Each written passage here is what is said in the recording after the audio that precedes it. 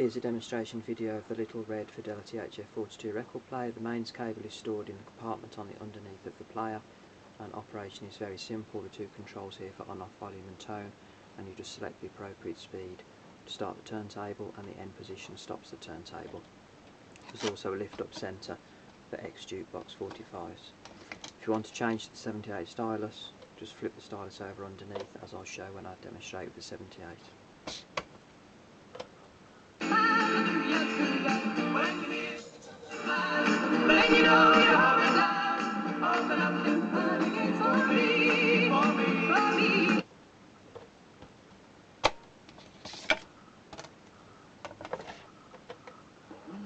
Thank you very much, thank you very much, thank you very much for all love. Thank you very much.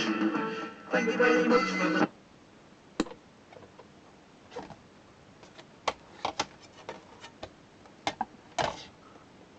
Forward in my grave, supposing I ever should discover